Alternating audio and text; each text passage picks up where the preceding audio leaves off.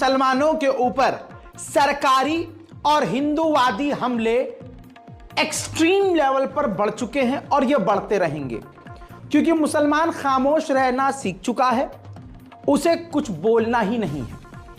संविधान का इस्तेमाल करना खुद भारत का मुसलमान नहीं जानता है।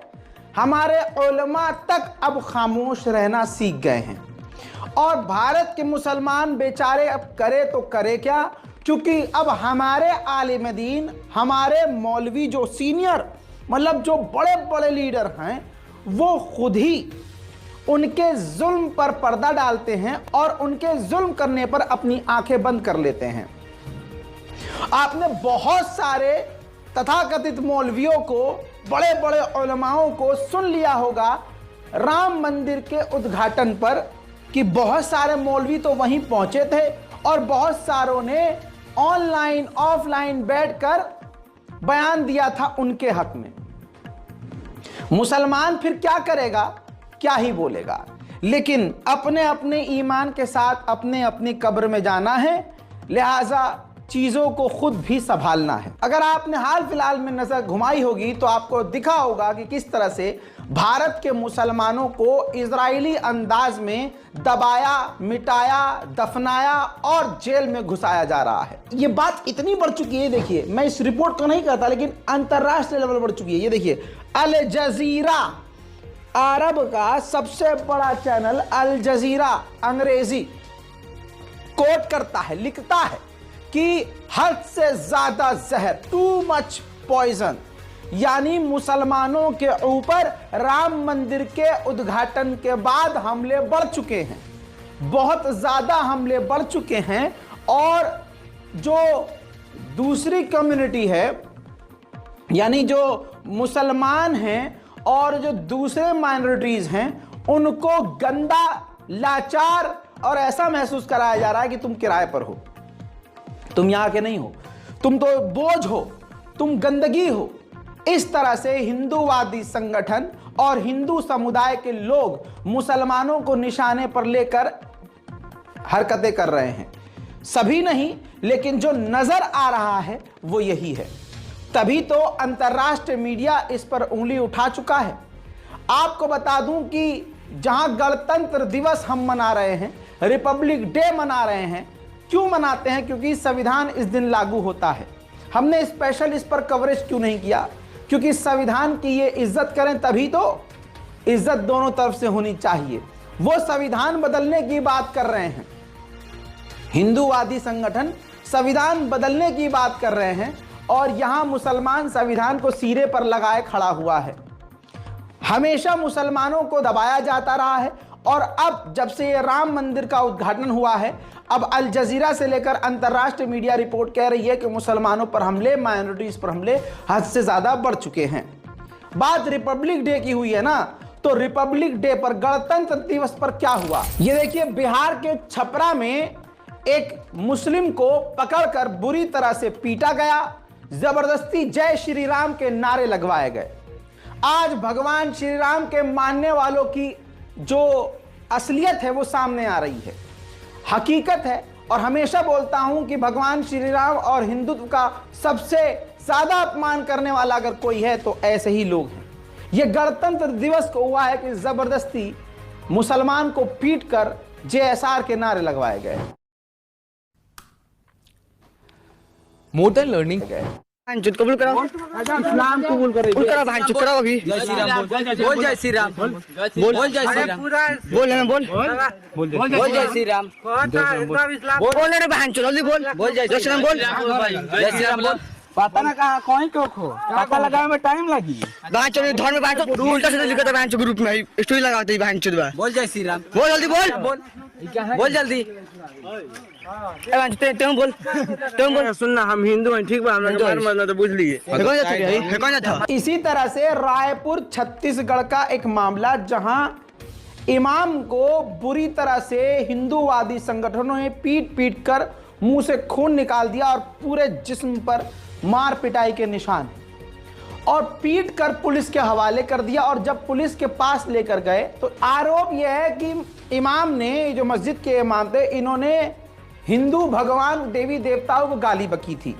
अब सवाल ये है जिसका जवाब आपको मालूम है कि इतने खराब माहौल में कोई भी बेवकूफ़ से बेवकूफ़ मुसलमान क्या ऐसी गलती करेगा कि वो किसी भी मजहब के देवी देवता को गाली बके? हो ही नहीं सकता। बहरहाल सबूत नहीं है, कोई आधार नहीं है, लेकिन हिंदू संगठनों ने बुरी तरह से छत्तीसगढ़ में रायपुर में इमाम को बुरी तरह से पीटा और पीट पीट कर पुलिस के हवाले किया। पुलिस स्टेशन के बाहर भी उन्होंने आपत्तिजनक गैर संवैधानिक नारे लगाए, जिसमें हिंदू ये चीखते चिंघाड़ते नजर आ रहे हैं कि भारत में अगर रहना होगा जय श्री राम कहना होगा। जिन लोगों ने कानून हाथ में लिया और मौलवी का मुंह फाड़ दिया, उसके खिलाफ कमाल की यही तो बात है कि पुलिस ने, संवैधानिक पुलिस ने कोई भी एफआईआर दर्ज नहीं की, उल्टा मुल्ले के ऊपर यानी मौलवी के ऊपर एफआईआर दर्ज की है। देखिए, जय श्री राम, जय श्री राम, श्री राम, जय श्री राम, जय श्री राम, जय श्री राम, जय श्री राम, जय श्री राम। हिंदुस्तान में रहना होगा, जय श्री राम कहना होगा, हिंदुस्तान में रहना होगा, जय श्री राम कहना होगा।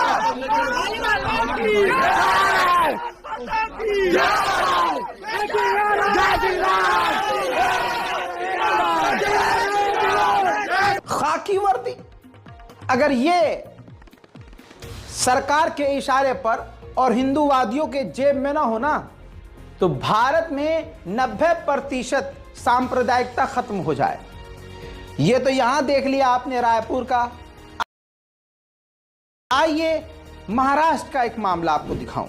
महाराष्ट्र के यशोधरा नगर पुलिस स्टेशन के इंस्पेक्टर साहब एक पीड़ित मुस्लिम परिवार को ही धमकाते हुए नजर आ रहे हैं। मामला यह है कि हिंदूवादियों ने, संगठनों ने, भगवाधारियों ने रैली निकाली। मैंने कहा था ना, राम मंदिर बहाना है। यह भगवाधारियों का मकसद दंगा कराना है। उन्होंने रैलियां निकाली और मुस्लिम बहुल इलाके में घुसकर मुसलमानों के घर में तोड़फोड़ करी, मारपिटाई करी, सामान लूट लिया, सब कुछ किया। और जब पीड़ित परिवार वालों के घर वाले इकट्ठा होके प्रदर्शन करने लगे तो माननीय इंस्पेक्टर साहब उसी मुसलमान को, इस पीड़ित मुसलमान को इस तरह से धमका रहे हैं कि आप अगर वो शब्द सुनेंगे तो आप कहेंगे गुंडे मवाली और देश के सबसे खतरनाक गैंगस्टर्स से भी गंदी लैंग्वेज इनकी है। मुसलमान को न्याय देने के बजाय, उनको यकीन दिलाने के बजाय, उनको पैम्पर करने के बजाय इंस्पेक्टर साहब कह रहे हैं कि मुंह बंद रख वरना ऐसा हाल करूंगा कि तेरी 7 पुश्तें याद रखेंगी और ऐसा घुसूंगा कि जिंदगी भर याद रखेगा। ऐसे खतरनाक बयानात और ऐसी खतरनाक धमकी दी जा रही है। मतलब मुसलमानों को लूटा जा रहा है, मारा जा रहा है, पीटा जा रहा है, काटा जा रहा है, उन्हें जेल में डाला जा रहा है। उन्हीं के घर वालों के मौत का इल्जाम उन्हीं पर लगाकर उनके दूसरे नौजवानों को जेल में डाला जा रहा है। और न्याय के लिए अगर कोई खड़ा होता है तो inspector, sub inspector, IAS, IPS, हवलदार सब आकर उनको धमकाते हैं। देख लीजिए। अब अगर एक घोषणा हुआ तो तुम देखना कायदा क्या होगा। जब प्रेम से जब मैं समझा रहा हूँ, समझ नहीं आ रहा क्या? सुनो एक मिनट, मैं बता रहा हूँ। अगर एक नारा यहाँ हुआ तो अगली कार्रवाई सबसे पहले तेरे पे होगी और ऐसी कार्रवाई होगी, ऐसी कार्रवाई होगी 7 पुष्ट याद रखेगा, तो ध्यान रखना। एक बार जब मैं प्रेम से बोला कि शांति से निकल, क्यों उछा रहा है लोगों को? एक तू क्यों उछा रहा है? कल सुन ले, एकदम क्लियर बता रहा हूँ। क्या धंधा करता है, क्या काम करता है, कहाँ पे है? ध्यान रखियो, तू उसका भाई है क्या? और लीडर सुनिए, इधर एक मिनट, आपका नाम तो मुझे मालूम है, इसको बता रहा हूँ। हमारे पेशेंट्स के साथ खिलवाड़ मत समझा गया? अगर मैं एक बार अगर घुस जाऊंगा ना ऐसा बोरिया बिस्तर लेके घुसूंगा कि तू ऐसे ऐसे कांपेगा, समझा क्या? हरी बात समझ में, बात समझ में आई कि नहीं? अरे हो कि बोल रहा मुझसे, ठीक से बोल, आई कि अब यहाँ पर गलती किसकी है? पूरे भारत के मुसलमानों की। खुदा की कसम, भारत के किसी भी कोने में अगर किसी मुसलमान पर, किसी दलित पर, किसी ईसाई पर जुल्म हो, सब एक साथ, चारों तरफ से एक साथ अगर आवाज उठे ना, तो भाई इनकी आवाज अपने आप दब जाए। संविधान से ऊपर कोई चीज नहीं है हमारे इस प्यारे भारत में, ये याद रखिएगा। अब ये भी याद रखिए, टाइमलाइन याद रखिए कि 26 जनवरी से पहले पहले क्या हुआ, राम मंदिर के उद्घाटन से पहले पहले क्या हुआ, और उसके बाद अचानक से क्या हुआ। बस ये 7-8 दिन को ध्यान में रखिए। उससे पहले 23 जनवरी को टी राजा का एक ऐसा बयान आता है जिसमें वो साफ कह रहा है कि मथुरा काशी बाकी है, यानी ज्ञान व्यापी को हड़पने के लिए हिंदुत्व के आतंकी संगठन पूरी तरह से प्लानिंग कर चुके हैं। ये मैं पहले का वीडियो दिखा रहा हूं 23 जनवरी का, सुनिए। क्या ये आपत्तिजनक, क्या ये भड़काऊ बयान नहीं है? नहीं, पुलिस की नजर में ये भड़काऊ बयान नहीं है। देखिए, हमारे महाराज जी का एक संकल्प है कि भारत को एक अखंड हिंदू राष्ट्र बनाना। हम महाराज जी के साथ है ना, महाराज जी के साथ है ना। अरे जब 500 साल का जो संकल्प का राम भक्तों का, 500 साल के बाद में रामलला विराजमान हो गए, और आने वाले समय में गुरु जी कहते हैं कि रामलला को एक झांकी थी, काशी मथुरा अभी बाकी है।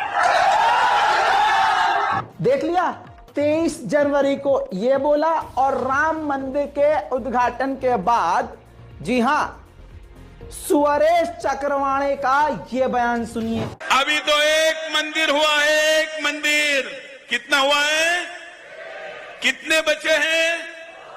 नहीं, 4 लाख में से एक हुआ है। ये 2 तो वो है जिनके बारे में हम कहते हैं कि अयोध्या तो झांकी है, काशी मथुरा बाकी है। ये तो 2 है। अब जानते हैं, अकेले मालवा में 12,000 मंदिर तोड़े गए थे। अकेले मालवा में 64,000 मंदिर अकेले लाहौर के आसपास के क्षेत्र में तोड़े गए थे, जो लव कुश के नाम से बना हुआ है। पूरे देश में 4 लाख मंदिर आज भी अपने मुक्ति की लड़ाई लड़ रहे हैं। ये 22 तारीख उस मशाल को आग लगाएगी जो 3,99,999 मंदिरों के मुक्ति की बात आगे बढ़ाएगी। Ram ji, According to JP Morgan, Indian IT industry के मुक्ति की बात आगे बढ़ाएगी। राम जी, दोनों वीडियो दंगों के पहले का है। दंगे मुंबई और जगह जगह बाद में हुए। तो ऐसे हिंदूवादी तथाकथित लीडरों का कोई भी FIR नहीं होता, न इन पर कार्रवाई होती है। इन्हीं के भड़काऊ बयान की वजह से पूरे भारत में नफरत फैलती है, आतंक फैलता है, और तलवारबाजी होती है, दंगा होता है, फसाद होता है। यही पथराव करवाते हैं और करते हैं। बाद में मुसलमानों के मकान को तोड़ा जाता है, मुसलमान को ही गिरफ्तार किया जाता है। सीधा फंडा है उनके पास, सीधा फंडा। लेकिन मुसलमान समझते नहीं। कितनी बार मैंने कहा, 3 साल से कह रहा हूं कि मुसलमान अगर गरीब भी है, किराए पर भी रह रहा है, 5 घर आपस में मिल जाएं, फ्लैट में रहने वाला सिस्टम है, तो भैया पूरे फ्लैट वाले मिलकर घर के बाहर CCTV कैमरा लगवाएं अच्छी क्वालिटी का। जान जरूरी है। 3-4 हजार रुपए में कैमरा आपका लगेगा, उससे आपकी जिंदगी बचेगी। DVR अंदर रखिए, लाइव स्ट्रीमिंग रखिए। यहां भारत में अगर मुसलमान को जीना है तो अपनी सेफ्टी खुद सोचनी पड़ेगी, क्योंकि यहां तो पुलिस वाले खुद धमका देते हैं, वो आपने देख लिया। अब सुरेश चक्रवाणे और टी राजा और ऐसे न जाने कितने नेताओं ने भव्य राम मंदिर के उद्घाटन से पहले और उद्घाटन के बाद ऐसे खतरनाक बयानात दिए, जिससे पूरे भारत में क्या हुआ आपने देखा। अब यह याद रखिएगा, जैसे ही राम मंदिर बना, उद्घाटन हुआ, ASI ने अपनी रिपोर्ट पेश की कि ज्ञान व्यापी के उसमें रिपोर्ट में सबूत पाया है कि ये यहां पर मंदिर, एक भव्य मंदिर पहले से था। और ये बात सभी जानते हैं कि ये रिपोर्ट ASI ने नहीं, हिंदूवादियों ने ही उल्टा जो लिखित में दे दिया एएसआई को, एएसआई ने आंख बंद करके पढ़ के बता दिया, क्योंकि एएसआई हिंदूवादी ही संगठन के तौर पर। अबे जब सरकार हिंदूवादी है तो ये तमाम जो संगठन है ये क्या ईमानदारी से काम करेंगे? चलिए उनके चेहरे को देखिए, उनके बयान को समझिए और ये समझ जाइए कि भारत, मैंने कहा था ना ये भी मस्जिद जाएगी हमारे हाथ से। और ये सिर्फ नहीं, आज एक और बड़ी बात कह रहा हूं, भारत की तमाम मस्जिदें, तमाम इमाम बाड़े, तमाम मदरसे मुसलमानों के हाथ से जाएंगे, क्योंकि मुसलमान अपनी चोंच पर ताला लगा के बैठ गया है, वो बोलना ही नहीं चाहता है। एएसआई का जो कंक्लूजन है मैं वो बता रहा हूँ। It can be said that, मतलब ये कहा जा सकता है that there existed a large Hindu temple prior to the construction of the existing structure. मतलब अभी जो स्ट्रक्चर है, इस स्ट्रक्चर के पहले एक यहाँ पे लार्ज हिंदू टेम्पल था। ये बात एएसआई कह रही है कि ये बात कही जा सकती है। तो उसमें कुछ प्रमाण मिले हैं हिंदू मंदिरों के? बहुत प्रमाण मिले। तो ये एएसआई का जो कंक्लूजन है वही मानना पड़ेगा। अभी आप मेरी बात सुन लीजिए, सवाल उसके बाद एक बार आइए। Large number sir, it can be said that there existed a large Hindu temple, large Hindu temple. सुन लिया, ये कोई कोर्ट का फैसला नहीं था, कोर्ट का नहीं, एएसआई का फैसला नहीं था, ये हिंदुत्ववादी संगठनों का फैसला था। सिर्फ बस उसको कोर्ट के पीछे, एएसआई के पीछे रहकर आड़ में बोल। 1992 बाबरी मस्जिद का कांड दोबारा से दोहराया जा रहा है। मुसलमान कह रहे हैं बाबरी जिंदा है, बाबरी हमारे दिल में है। अरे तुम्हारे दिल में कुछ नहीं है, तुम्हारे दिल में ईमान ही नहीं है। ईमान वाले अगर तुम होते तो न बाबरी शहीद होती, न ज्ञानव्यापी पर इस तरह की बातें आती। उनको पता है कि जिस तरह से बाबरी उस वक्त हमने गिरा दी, तो ज्ञानव्यापी और कोई और क्या, संविधान हमारी जेब में, एएसआई हमारी जेब में, हथियार हमारी जेब में, इतनी बड़ी फौज बनाई है वो हमारी जेब में। क्यों? वो आरएसएस वाली पूरी जो फौज बनाई गई है वो चाइना और पाकिस्तान से लड़ने के लिए नहीं, भारत में मुसलमानों के कत्लेआम के लिए बनाई गई है। ये सबको पता है, वो कब काम आएगी मेरे दोस्तों। इसके अलावा आपको बता दूं कि जैसे ही ये एएसआई की रिपोर्ट आई, ज्ञानव्यापी मस्जिद के आसपास मुसलमानों को परेशान करने के लिए मीडिया पहुंच गया। जुमे का दिन था, लोग नमाज पढ़ने के लिए जा रहे थे। मुसलमानों के जुमलों से लग रहा था कि दिल टूट चुका है, दिल उनका उखड़ रहा है, आवाज भर्रा रही है, दिल फट रहा है, जिस्म में हैबत है, क्योंकि एक तरफा सरकारी तौर से, आधिकारिक तौर से अन्याय मुसलमानों के साथ हो रहा है। किस तरह से उनको परेशान किया जा रहा है, उनके जवाब से समझ में आ रहा है कि जानबूझकर मीडिया उनके मुंह में माइक डाल रहा है कि ताकि ये उल्टा सीधा कुछ बोलें और इनकी भी दुर्गति हो जाए, ये भी जेल के अंदर चले जाएं। भारत का गोदी मीडिया, भारत की संवैधानिक ताकतें, पुलिस प्रशासन और जितने हिंदूवादी संगठन सब एक तरफ हो गए हैं। मुसलमान को तन्हा छोड़ दिया गया है, लेकिन खुदा की कसम मुसलमान कभी तन्हा नहीं हो सकता, क्योंकि अल्लाह हमारे साथ है। हस्बी अल्लाह व निअमल वकील। है कि नहीं? बोलने को बचा क्या, कुछ नहीं बोलना में। चलिए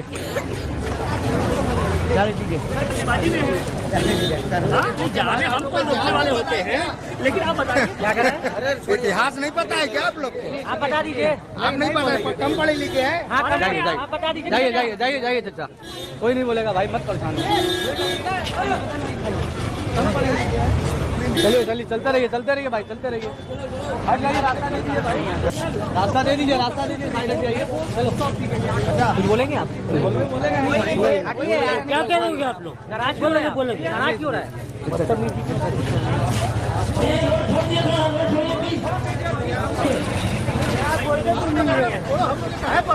हकीकत यह है कि ओवैसी ने जो कहा वो बिल्कुल सही कहा कि एएसआई हिंदूवादी संगठन की गुलाम बन गई है ना? वही बात बोली ना जो मैं बोल रहा हूं आपको, यही हकीकत है। और कमी पता है किसकी है? सिर्फ मुसलमानों की है। मुसलमान लड़के और लड़कियों को देखिए, वो कहां बिजी हैं।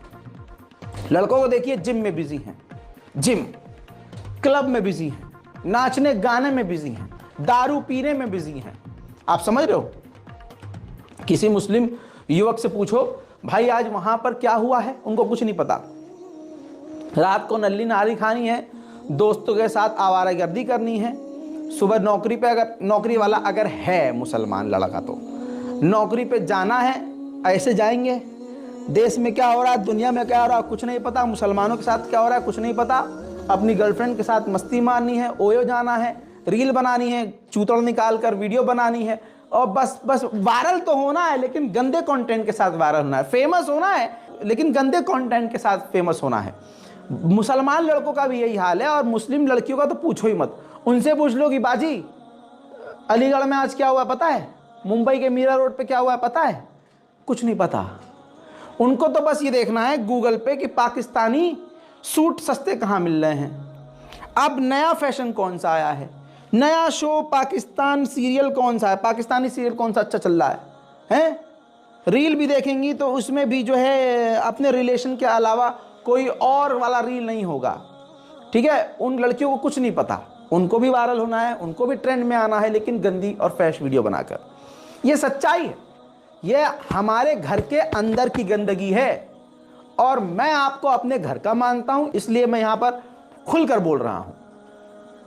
अब यही मुसलमान, यही युवा जो आने वाले मुस्लिम समुदाय का भविष्य है, मैं आपके बच्चे, अगर हम सब जाग जाएं, ये चूतड़ हिलाकर वीडियो बनाने वाली लड़कियां, ये जिम में जाकर अपने जिस्म को गुब्बारे की तरह फुलाकर सिर्फ लड़कियों को इम्प्रेस करने के लिए इतनी मेहनत करने वाले मुस्लिम लड़के अगर ईमानदारी से इस लाइन में भी एक्टिव हो जाए कि अपने अपने सोशल मीडिया पर हक बात बोलना शुरू कर दें, लिखना शुरू कर दें, लिख नहीं सकते तो शेयर करना शुरू कर दें, लिख तो सकते हैं ना, लिखे ना ही शुरू कर दें, और वीडियो को, आतंक वीडियो को और हिंदूवादी हमलों के खिलाफ शेयर करना शुरू कर दें कि ये देखो यहाँ ये हो रहा है, इंफॉर्मेशन शेयर करना शुरू कर दें।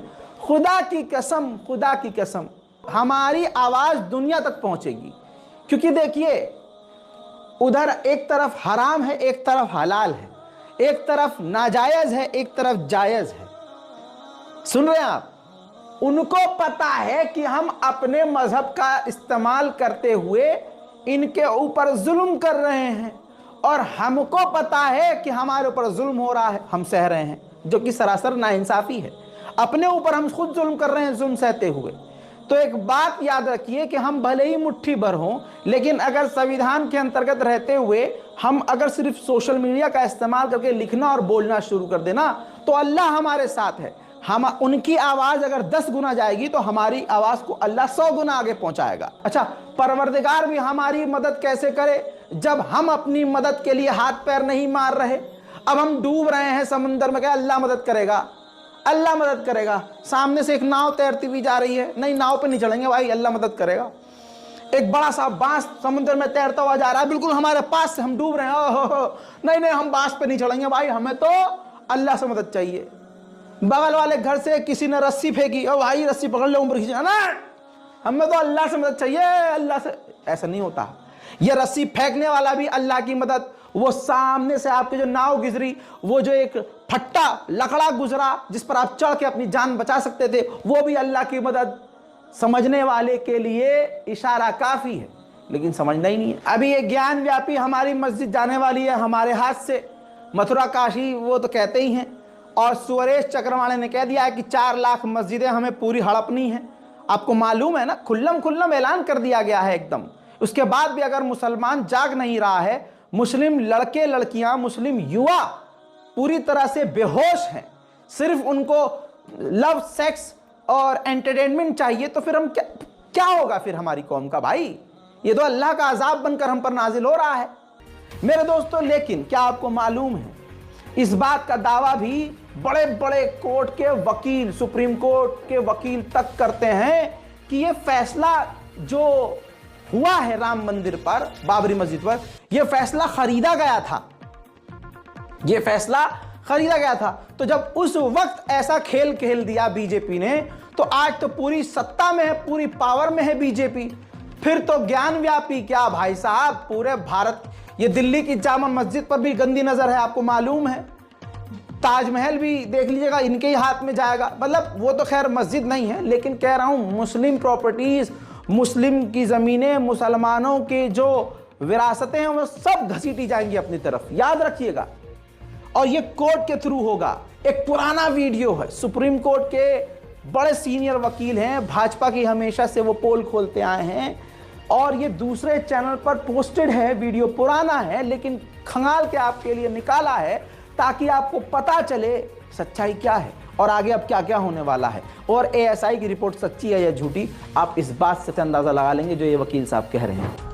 मैंने 9 करोड़ रुपए देकर, घूस देकर, चीफ जस्टिस को घूस देकर ये जजमेंट खरीदा है। और बड़ी अच्छी तरह से, बड़े आराम से बता रहे थे कि अरे जुडिशरी में तो बड़ा भ्रष्टाचार हो गया है। मेरे पास ये आदमी आया था, उसने बोला 9 करोड़ में इसने जजमेंट खरीदा है और कल ये जजमेंट आ जाएगा, आप देखिएगा। और यकीनन अगले दिन वो जजमेंट आ गया। गोगोई साहब का एग्जाम्पल ले लीजिए, अयोध्या का जजमेंट दिया, रफाल का जजमेंट दिया और तुरंत रिटायर होने के बाद मतलब 2-3 महीने के अंदर ही उनको राज्यसभा का मेंबर बना दिया। अरुण मिश्रा को देख लीजिए, इतने सारे जजमेंट। अडानी के फेवर में तो उन्होंने कम से कम 40,000 करोड़ रुपया अडानी को प्राप्त करवाया, कम से कम 6 जजमेंट दिए अडानी के फेवर में, और उनको रिटायरमेंट के बाद एनएचआरसी का चेयरमैन बना दिया। तीसरा कारण बहुत खतरनाक कारण है, बहुत खतरनाक। इन्होंने सारी एजेंसीज को लगाकर सब जजेस के ऊपर डोसियर बना रखे हैं। पूरे जजेस के आईबी, सीबीआई, इनकम टैक्स सब लोगों से छानबीन कराते हैं। और अगर किसी जज या उसके किसी नजदीकी रिश्तेदार के बारे में कुछ ऐसी इंफॉर्मेशन मिल जाए जिससे उसकी कोई कमजोर नब्ज को पकड़ा जा सके तो उसके आधार पर ब्लैकमेल करते हैं। कह देते हैं कि बस अब कुछ नहीं बचा, खुदा की कसम, इससे ज्यादा मैं एक्सप्लेन कुछ नहीं कर सकता,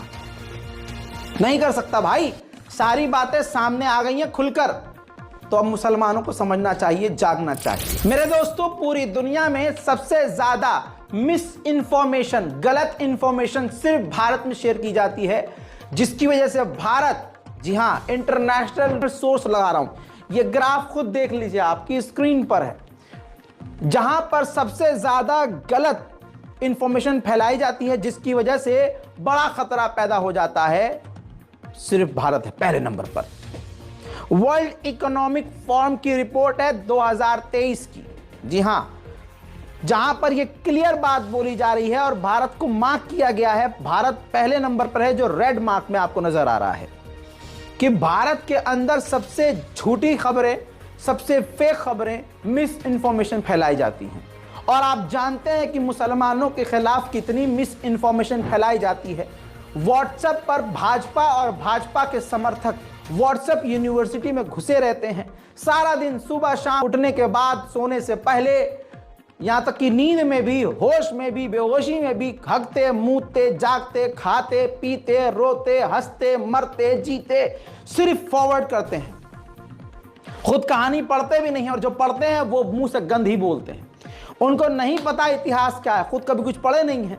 तो मिस इंफॉर्मेशन से भारत खुद एक बड़े खतरे में है। अब मेरे दोस्तों, मिस इंफॉर्मेशन के इस बाढ़ में जो फेक न्यूज को फोड़ता है और आण भक्तों का चेहरा पकड़कर सामने रख देता है कि देखो ये झूठा इंसान है, ये झूठी खबर है, ये मोदी सरकार खुद झूठ बोल रही है, मोदी जी के नेता खुद झूठ बोल रहे हैं। अजी मोदी जी तो खैर छोड़ो, ये देखो ये खुद झूठ बोल रहे हैं, ऑल्ट न्यूज के मोहम्मद जुबैर, इसीलिए वो सबको चुभते हैं।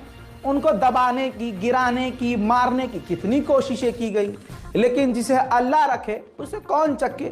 ऑल्ट न्यूज के फाउंडर मोहम्मद जुबैर को जहां दबाने और मिटाने की कोशिश की जा रही थी, यही तो सच्चाई की ताकत होती है। सच थोड़ा सा आपको मुश्किल में डालता है, लेकिन सच को जितना दबाओगे वो स्प्रिंग की तरह बाद में हवा में जाता है। मैं आपको बता दूं, तमिलनाडु की सरकार ने मोहम्मद जुबैर को कम्युनल हार्मोनी अवार्ड दिया है कि सांप्रदायिक दंगे उन्होंने कई बार रोके हैं। फेक न्यूज का पजामा खोलकर उन्होंने बड़े बड़े दंगों को फेल किया है। देखिए, திரு முகமது ஜுபேர் அவர்களை அன்புடன் அழைக்கின்றோம். The Kottayamir Communal Harmony Award is awarded to Thiru Mohammad Zubair. திரு முகமது ஜுபேர் அவர்களை அன்புடன் அழைக்கின்றோம்.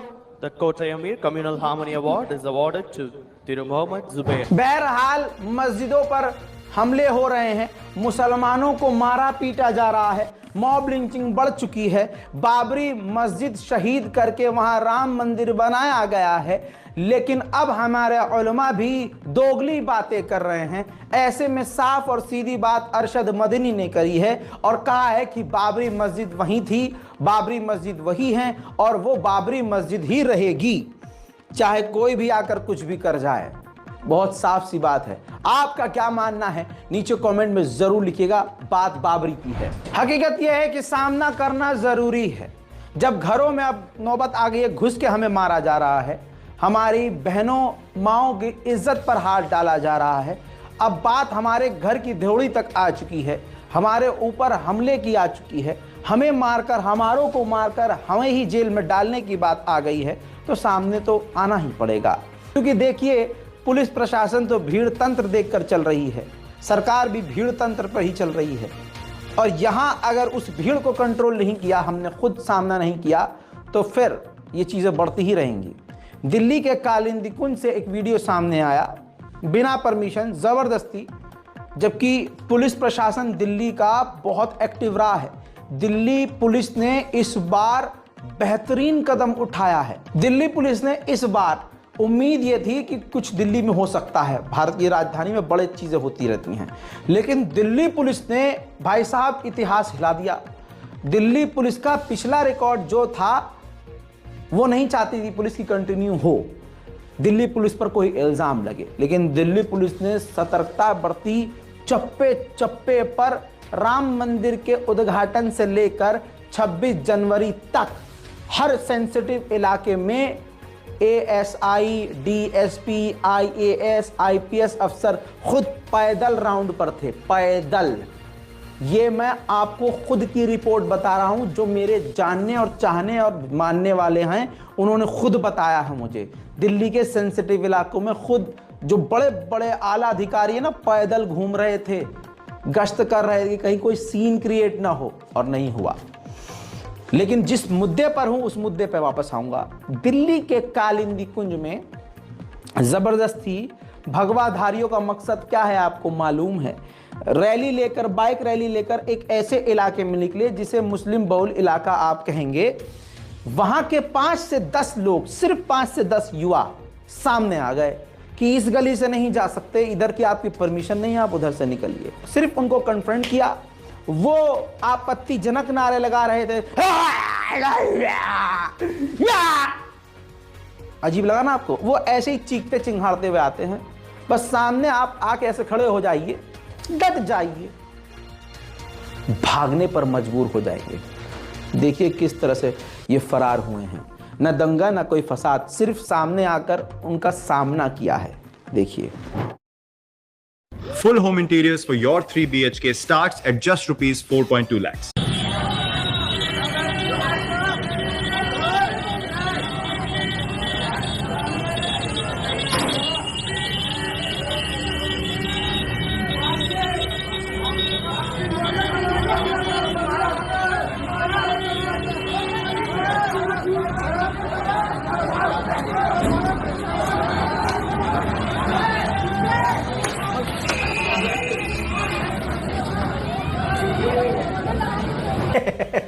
दस सेकंड में फरार। मेरे दोस्तों, 26 जनवरी थी, इल्जाम मुसलमानों पर है कि अरे ये देश के गद्दार हैं, इनको तिरंगे से प्यार नहीं है।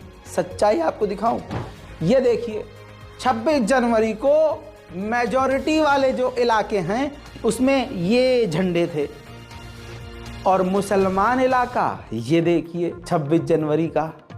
अब बताइए देशभक्त कौन है? जवाब सारी दुनिया को पता है। मजेदार बात यह है, खुद अंधभक्तों को पता है कि हम तो अंग्रेज की हैं नाजायज औलाद, असली में भारत माँ की औलाद यही मुसलमान हैं। इसीलिए तो चिढ़ है उनको कि असली को मिटाओ ताकि हम फर्जी बाकी रहें। मस्जिद के आगे जाकर कुत्ते की तरह नाचने वालों की औकात दिखाता हूं। मस्जिद की मीनार पर चढ़कर भगवा लगाने वाले के मुंह पर थूकता हूं। इस वीडियो को देखो, ये तमाम हिंदूवादी संगठनों के मुंह पर पेशाब की तरह काम करेगी वीडियो। तो दोस्तों, थूकिए और इनके मुंह पर मूतिए, खूब शेयर कीजिए। हम वो मुसलमान हैं जो मस्जिद के मीनार पर तिरंगा लहराते हैं, क्योंकि हम भारत और भारत के संविधान को सबसे ऊपर रखते हैं। कमाल तो यही है, बनेगा बहुत बड़ा भव्य मंदिर, लेकिन नाचेंगे मस्जिद के आगे ही।